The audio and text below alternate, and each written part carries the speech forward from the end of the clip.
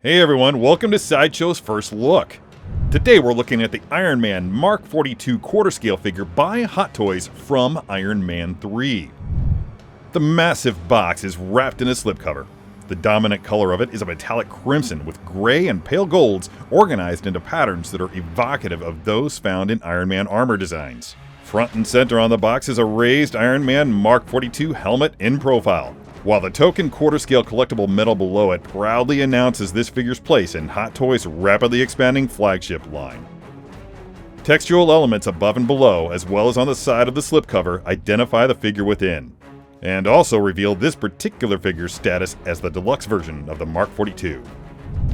Removing the sleeve reveals a box of pale gold unique to the Mark XLII paint scheme, with a cigar band holding in place a foam segment covering the figure and its accessories.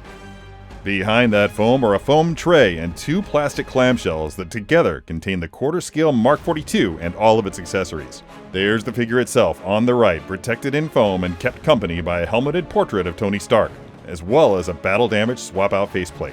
Over here in this small plastic tray, we find an apparent treasure trove of accessories, including a quartet of hands, several swap-out battle-damaged armor components, various weapons, and a car battery and jumper cables.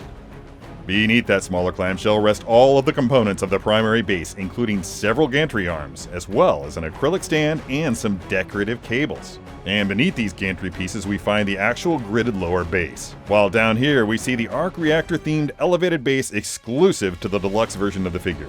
Just below the top tier of that base you can see the tray of mini batteries, indicating just how many light up features you can look forward to playing with. With the figure stand and accessories all laid out on the table, your first thought might very well be, I'm gonna need a bigger table. There's the figure standing at attention atop the standard base with the alternate helmeted portrait of Tony Stark at its feet, as well as a swap-out arc reactor cover for providing an alternative quality of light for that particular light-up feature.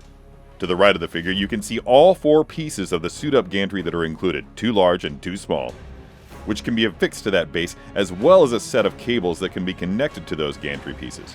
On the lowest riser is a structural support to be used when combining that base with the raised deluxe base. And right here we see the car battery, as well as some decals with which you can decorate it, and also a pair of jumper cables. Over here on the left are the rest of the accessories. The swap-out damaged armor components include a chest segment, two forearm segments, two upper arm segments, two pauldrons, and a faceplate. The swap-out weapons include two wrist rocket launchers with removable rockets, two shoulder launchers, and a piñata for a cricket, available in dormant and active modes. And of course we have two pairs of swap-out hands, a static pair in a repulsor blast position, and one pair with articulated digits.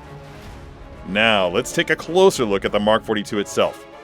The paint application on this armor is dominated by the lighter of two tones of gold, both of which are punctuated by Iron Man's patented hot rod red throughout. Weathering in the form of light scratches is visible, strategically random from head to toe. You can also pick out faint scorch marks at key points on the torso and lower legs. This incarnation of the Iron Man armor predates the use of nanotech, and as such, we can catch glimpses of the inner workings of the armor through various gaps at the joints. The figure features an intensive array of LED light-up features which are powered by button cell batteries, which can be installed at 8 different locations throughout the body, including the head, the back, the forearms, the upper legs, and the calves. Opening the various flaps located throughout the figure allows one to even further appreciate these light-up functions, while also providing an even closer look at some of the mechanical elements beneath the shell. To assemble the base, you'll first need to gather all of the necessary elements for the task. There on the right is the primary base, which will be a welcome alternative for collectors seeking to minimize the vertical footprint of their display. All of these suit-up gantry elements can be applied to this base, and these cables here can, in turn, be attached to those gantry pieces and or connected to the exclusive base in any configuration that you prefer. It's best to install the batteries in the exclusive base before you begin assembling it. You'll need 3 AAA batteries and a precision screwdriver, which are not included with the figure. Once the batteries are in place, give your base's light-up function a quick test and you're good to go. With the batteries in, it's finally time to put this exclusive base together. Each gantry piece is conveniently marked left or right. Simply assemble those 4 yellow components into the gridded foundation of your base like so. With that done, you can then attach the supplied support at the back of the base. Now it's time to install the decorative cables. Each cable comes with a faux metal end and an unadorned end. Those faux metal ends are cut to plug into the holes at the bottom of your base top. Once that's been accomplished, you can then plug the other ends of the cables into any of the holes in the gantry arms. There's no one right way to do this, so exercise your creative muscles a little bit. Once that's done, it's a simple matter of keying the top into the foundation, then installing the acrylic support stand, and you're good to go. Now let's take a look at the articulation. The head is somewhat in a locked-in position here, but raising it slightly at the neck, you can use the double joint to look down a bit. The head will also look up enough to simulate a flight position. And it will rotate 360 degrees, but it's highly recommended that you incline the head before attempting to do that. The pauldrons will lift out of the way and enable you to shrug, dip, press, and row at the shoulders. You can also achieve about 70 degrees of lateral arm lift. The arms are also capable of a full 180 degrees of anterior lift, and more than 90 degrees of posterior lift. The double joint at the elbow will enable you to achieve about 120 degrees of flex, and another joint above the bicep will allow the arms to rotate there. Movement at the torso is minimal, until you extend it. Once that's done, you have about 30 degrees of crunch, extension, and lean, as well as about 45 degrees of torso twist. The legs can achieve nearly 45 degrees of lateral raise, and about the same amount to the front, until, that is, you hit this button right here, at which point you can achieve a full 90 degrees of anterior lift. The legs will rotate 20 degrees at the thigh. Extending the leg here, though, will increase that rotation to around 120 degrees. The double jointed knee will flex up to 150 degrees.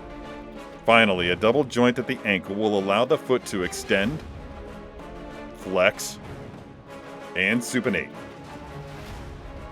Also on the legs, various flaps on the outside of the thigh as well as the inside and outside of the calves will articulate, allowing you to get a better look at the engineering inside.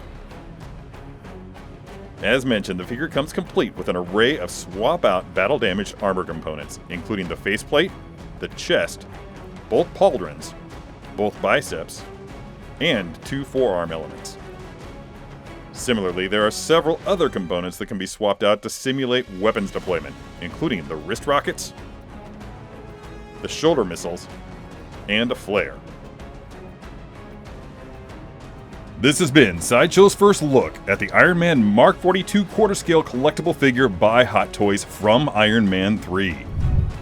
Be sure to follow Unsealed and Revealed, Strike a Pose, and How to Be a Poser for even more posable figure action. If you'd like more information on the figure in this video, follow the link below, and as always, don't forget to let your geek side show.